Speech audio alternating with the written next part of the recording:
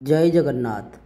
बैशाख मासरे टाणुआ खरा से लागी चंदन जात परा जे कि कहा जायछि चंदन यात्रा पाई महाप्रभुंकर प्रस्तुति जेहेतु अक्षय तृतीया दिन महाप्रभुंकर नाव केली बाकी कहा जायछि महाप्रभुंकर चंदन यात्रा आरंभ होता है।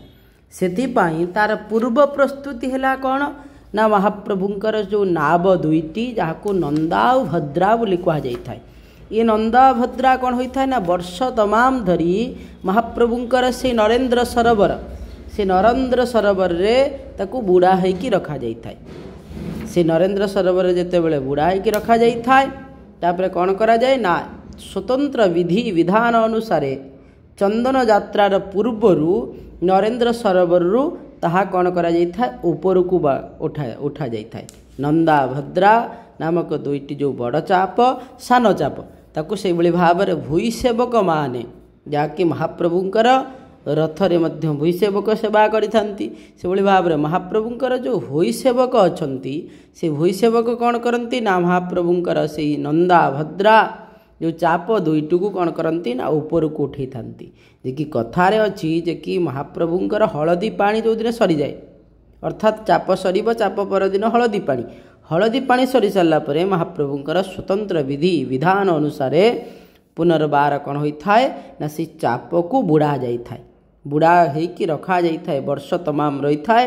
और वर्षर शेष होगा परे जे कि महाप्रभुंकर जेते बेले चंदन यात्रा आरंभ होगापी पूर्व प्रस्तुति हुए सेते बेले रीति नीति अनुसार कौन करा जाता है ना चैत्र पूर्णिमा दिन कहीं चैत्र पूर्णिमा दिन कहुई नाव को पूजा करिबार विधान अच्छी।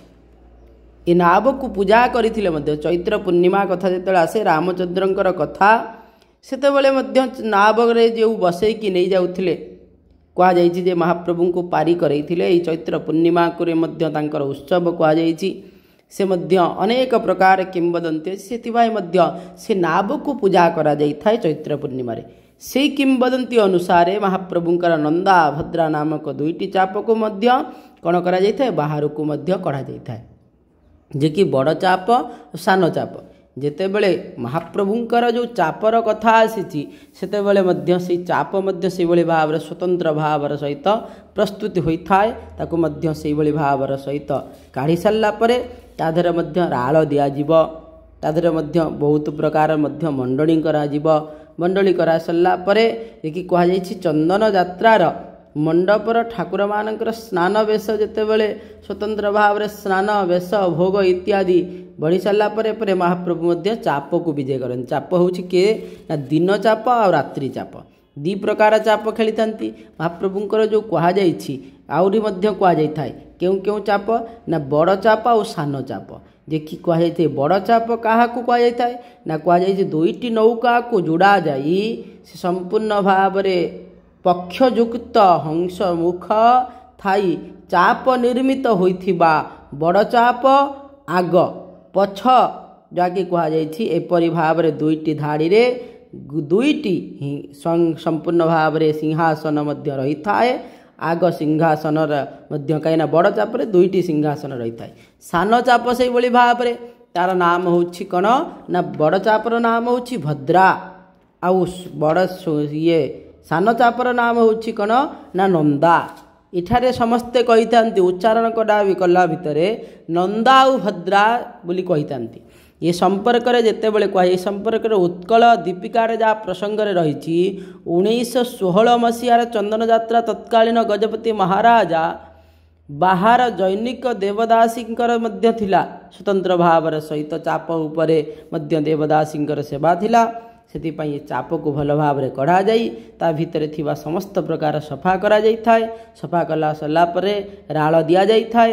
राल दिया सरला परे ताकू सुखी गला परे तारि परे मध्य विश्वकर्मा सेवकंकर द्वारा गोटे मध्य छामुड़िया जेपरी भाव होता है सिंहासन तारि परे मध्य रहिबो तापर अक्षय तृतीया को अपेक्षा करिवे।